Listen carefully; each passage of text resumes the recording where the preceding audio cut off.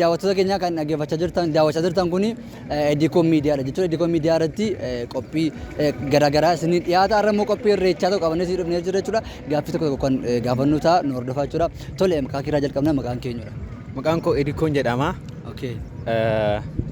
Irreecha akkasitti bareennee dhufnee irraan jedha. Mee isti irreecha kana dhuftaniirtu hundumti keessanii uffata bareedaa dhuftanii mee irreecha kana akkamitti ilaaltan? Irreecha jechuun nuuf waan hunda keenyadha. Eenyummaa keenyadha, irree keenyadhas. Irreecha jechuun bakka nuuf waan hunda keenyadha. Irreecha dhiisuus hin dandeenyu. Irreechi irree keenya. Fakkeenyaaf irreecha kana akkasiin dhuftan kan godhe inni guddaan maalodha? Irreecha kana akka dhufnu kan godhe inni guddaan warroota nu cinaa ta'anii waa'ee irreechaa negatiivii jecha yaada gadi bu'aa qabaniif fi eenyummaa keenya warra gadi buusanii ilaalaniif irreecha kana akka kabajnu yeroo yeroon kan onnee nutti horee nu kabachiisu waan akkasiittidha. Innaa irreecha jechuun nuuf irree keenyadha jechuudha. Inni kan biraan immoo uffata kana fakkaatu uffatanii dhuftaniirtu hundi keessanii. Uffanni keessanii alaabaa sadii qaba. Qaban isiniin jedhu kaaladii adii diimaa gurraacha qaba. Mee uffata kana hiikni isaa maalodha? Alaabaa maaliiti? Uffatichi hiikni isaa abbaa gadaadha.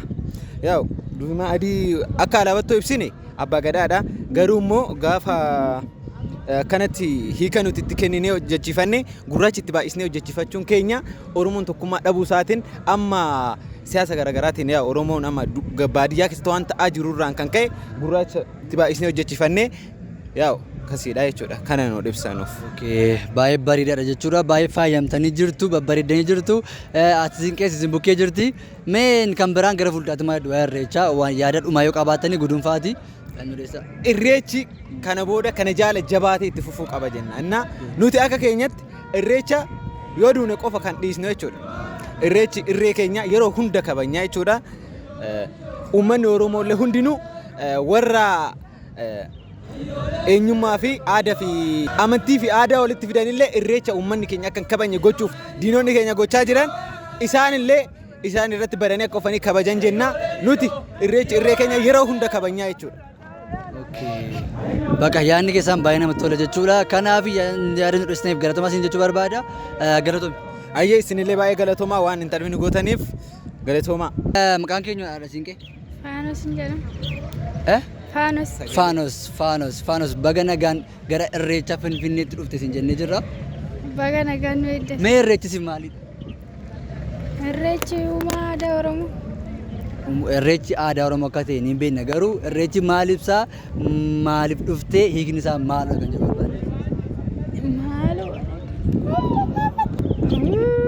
Egaa irreecha dhufanii jiru jechuudha. Maaliif akka irreechaa dhufan iyyuu waan tokko qoballee qabaatanii jechuudha.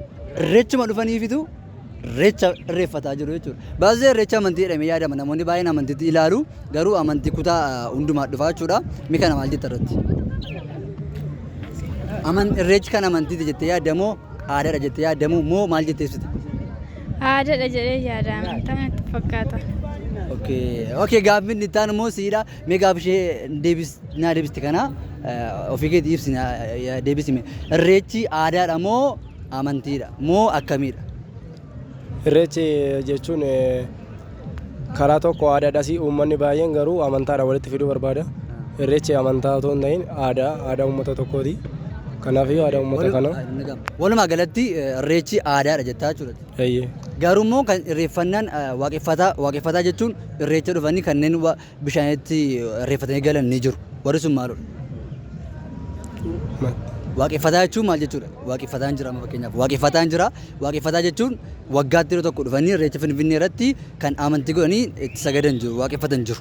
Warri kunoo. Fakkeenyaaf yeroo baay'ee irreecha waaqeffataadha amantii kan amantii jedhamee keessa dhufeef iyyuu sababa amantii waaqeffataa jiruuf amantii waaqeffataa jechuun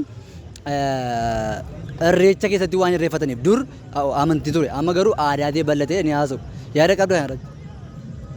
Yaada hin qabu. Ati maal jetta mee deebisaa? Deebisaa asirratti irreechi kan waloo keenyaati. Kanatti aansuudhaan immoo irreechi kan aadaadha. Kan uummata kanaati.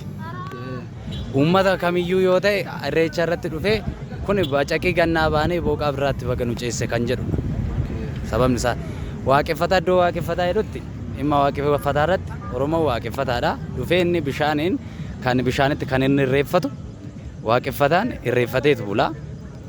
Kun immoo waaqeffataa kan jedhame waaqa tokkichatti bula jechaadha. Waaqa tokkichatti bula. Irreechii fi amantiin waliin ilaallatu garuu achirratti warreen wal ilaalchisan ni jiru. Dhufanii illee asitti aadaadha dhufanii amantii biraa warri ta'an dhufanii asitti otoo hin irreeffatiin aadaa kana uummata kana faana dhaabatanii aadaan kan keenya kan jedhanii as gaanii otoo hin irreeffatiin deebi'anii galan ni jiru. Kun aadaa isaaniitti kabajuu dhufaniiru jechaadha. Kanaaf warri waaqeffataan dhaqee irreeffatee ni deebi'a jechaadha. Kanaafiyyuu amantis qabaa aadaadhas kanaafiyyuu garuu gara tokkotti hiikamuu qabu jechuudha. Gara tokkotti hiikamuu qabu. Okay, yaada gaariidha. Gaaffiin ta'an immoo gaaffii bareedaadha jechuudha. Mee irreecha dhuftee maal argatteeti? Bu'aa irreecha irraa buufatte maal? Irreecha dhufee ani gammachuu guddaan argadha. Uummata kana hunda arguu kiyyaaf baay'een itti gammada. Waa baay'een argee jira. Okay, bu'aa argatte gammachuudha jechuudha. Atoo? Ani illee akkas uummata baay'ee argee baay'een itti gammade. Gammachuudha jechuudha. Deebii biraan qabdu jechuudha. Okay, inni ta'an immoo irreecha gaafa dhuftanii mudannoo akkam akkamii baatu isin mudata? Irreecha mudannoo baay'ee na mudateera. Yeroo baay'ee dhufeera. Irreechi yeroo baay'ee deema. Garuu mudannoo keessatti hoggaa darbe kana keessa maalan teesseeti akka carraa dhufnee tasbullee halkanii bariisa sa'aatii 3 keessa gaafa irreeffannee baanu yookaan immoo malkaatti irreeffannee baanu ejji koo na arguu dhabee jechaadha. Maaliif sirbaa bullee baay'ee dhabaa bullee waan ta'eef ejji koo arguu dhabe. Maaliif irrabne waan ta'eef sababa mudannoo baay'ee jira beekteerta irreecha irratti waan akkasii. Kanas mudate jechuudha. Eshi itti gaafatamaa keenyatu mudannoo qabda? Mudannoon irreecha irratti qabu yeroo baay'ee beektaa ani bara duraafa Finfinnee keessa kanan jiraadhu. Finfinnee keessa ammoo gaafa aadaa Oromoo kana shaashambaa jettee uffattee baatu jara mataa tokko babeetta. Naa gizee dabartu gizee galtuuf gizee baatu mudannoo baay'ee si mudachuu danda'a. Eenyummaa keetiin si wannoo jechuu danda'u.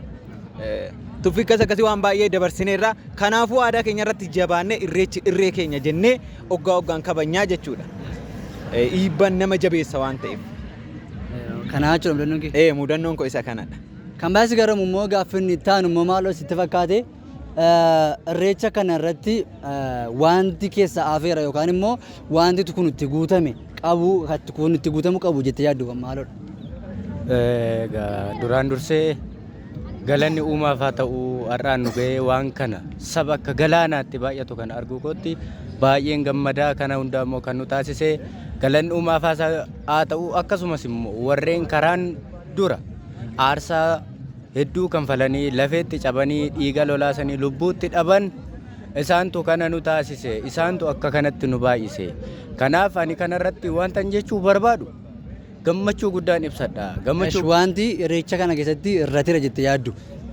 Ani wanti irreecha kana keessatti irratee yaadu maaltu jira seete bakka irreessaa dhufa beektaa Oromoo ta'e hin dhaqa garuu ani irreeffadhu wedhaan wanti irreeffachuu isa dhoowwu sun maalinni malkaa keessa maaltu jira wan malkaa keessa akka carraa yoo ta'e dhagaa fi tarii bishaan sana keessa yoo tarii qurxummiin jiraachuu danda'e malee wamti tokko hin jiru erga bakka sana geesse wanti irreeffachuu isa dhoowwuu danda'u sun maalinni hin jedha akka kotta akka gaafii. Kanaafuu ati namni irreecha dhufe kamiyyuu bishaan seenee irreeffachuu qabaa jiru. Dirqama gaa.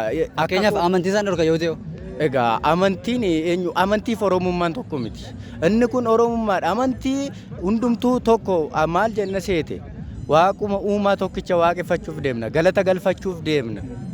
Waan kana waan ta'eef eenyumaanuu bishaan uumaa miti kan uume isatu uume erga bishaan kana inni uume inni bishaan adda lamatti nu baasise nu irreeffachiisuu nu sodaachisuu fi inni anaan irreeffachiisee galchu maalinni an akka kootti yaada isa kanarraa warreen yaada akkasitti yaadan irraa ta'uuf sirreessaniin jedha. Egaa kan daawwachaa turtanii qophiin keenya kanaaf fakkaata jechuudha. Yaada namoota hundumaa dhaggeeffatanii jechuudha. Namoonni immoo wanti kun gaaffiinatti ta'a akkas ta'uu qabu jettan immoo koominti irratti nu barreessaa isiniin jenneerra galatoomaa horaa bulaa nagaan shubbisaa deemuu dandeessu. Ayyee galatooma. Ayyee. Yamilkeessa yamilkeessa yamilkeecha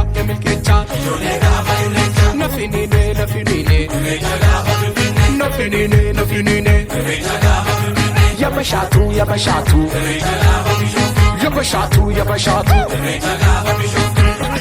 Iyo lako